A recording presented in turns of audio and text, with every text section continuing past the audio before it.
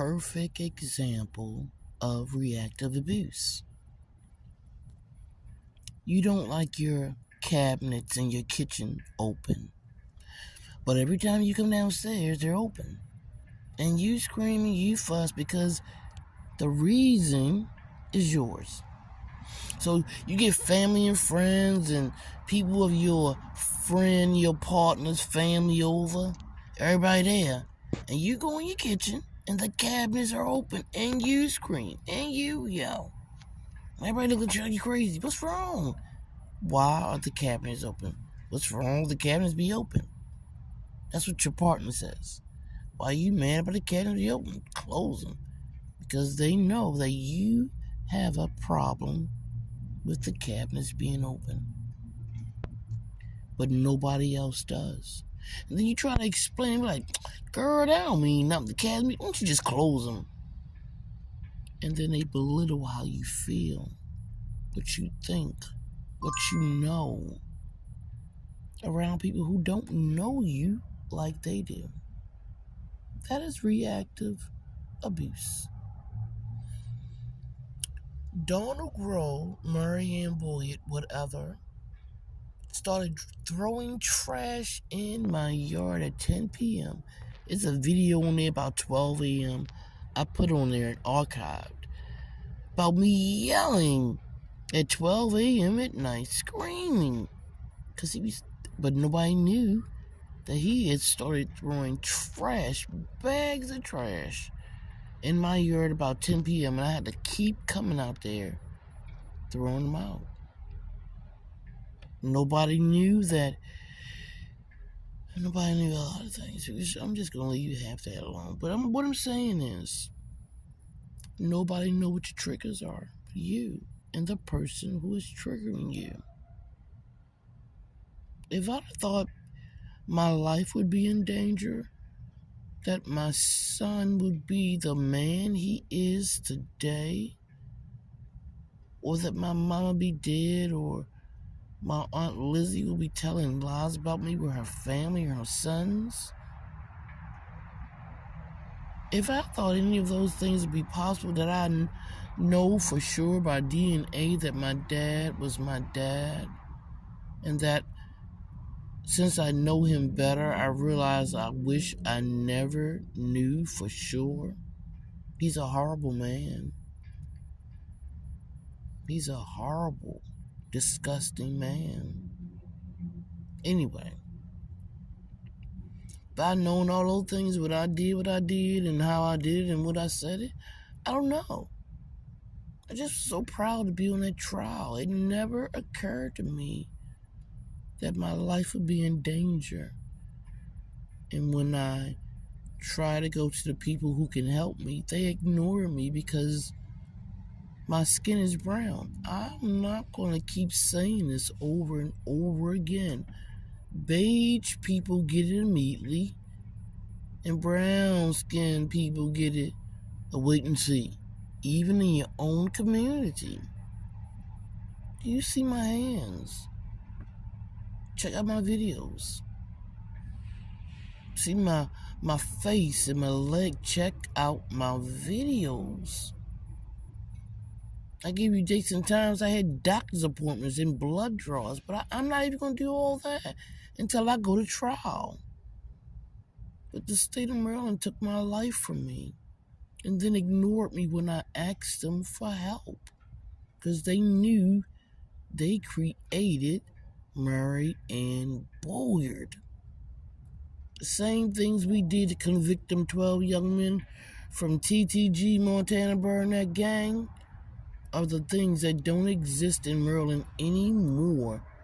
3 years later, 2 of the most important things. One is fingerprinting, especially since Donald Grohl continuously tried to break in my house. I didn't know fingerprinting wasn't a law, and I called the cops. They said, "Why you call us?" I said, "Because you're the police." But there's no fingerprinting in Maryland. Who told you to call us? Why they tell you? It's the questions those police were asking me. I didn't know it wasn't no fingerprints in Maryland. Who the fuck does that? Now we got DNA? Are you serious? Anywho, there's no witness protection. Who the hell gonna come forward? As you can see, you get gangstalked if you snitch. And I ain't even snitch. All my black ass do would be on a damn jury. And this is what you get right here. Jump the fuck out. It was a movie. I don't know what. It could have been Belly. I'm not sure. So don't do this as a disclaimer. It was a movie where a guy was giving girl weed, and he would put a little something in it every time, and put a little bit more, to the point where she was junked out and a prostitute for that junk and not the marijuana. I didn't think about that until recently, and I thought somebody loved TV movies or whatever movies. And I thought to myself, these people are breaking my hipper all over Maryland. And I can't even get to state of Maryland and talk about that. Let alone, I was a juror, the only black juror on a trial, a murder for hire trial. And I'm asking y'all niggas, please help, because these niggas are jugging me out, prostituting me out, put me on a fucking cart and pulling me around. That is not complacency. That is not a yes. You gotta spray me now that I know I fall out. Now that I know what you're doing to me. And yet, I can't get the state of Maryland to give me a mediation. I can't even get me a Jew lawyer to talk to me, let alone a Negro lawyer.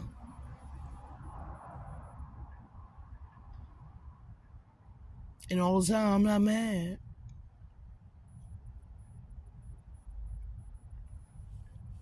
Because Antoine Mason Sr. said, for the rest of my life. What does that mean? I said, rest of my life can be Tuesday. Rest of my life can be 2 seconds from now. But that man sold me into slavery. And I keep asking myself, how do I know how Ann Bolyard's house look? That her kitchen is my living room. How do I know how Bathsheba Dixon's house look? Wood paneling. I shouldn't. I don't know those people. I know Antoine Mason Sr. walked me over there after he drugged me. And for a long time, I told my therapist, sorry, John, baby. What you said to me when I left was true. I didn't realize until recently that those smacks weren't me. It was me remembering Antoine doing that to me. Took me a long time to remember his abuse was physical. I ain't got dates and times for me personally because I don't know. When you drugs, dates and time don't exist. But I'm going to say it loud and proud. I am being gangstalked in the state of Maryland by the creation of Maryland government. When you removed no fingerprints, no witness protection, but legal suicide, you gave physicians the right to kill Edward Swanton, MD, Joseph Tuomo, John Falk, Samson O'Letton, Jane Lennox Criminal, and Miss Mean Ass, Miss Deborah M. Floyd. You gave them the right to take a life. And you gave law-abiding citizens no help, no haven, just judgment and recoil and ignorement. I know who did this to me. Ann Bolyard, Antoine Mason Sr., Thomas Whitley Tay Jr., Anton Newman, Angelo Pavette Sr., Stephanie Newman, Bathsheba Dixon, Margaret Dixon, Shern Humphrey, Ann Bolyard, foreperson on the Montana Barronette murder for hire trial. I was also a juror.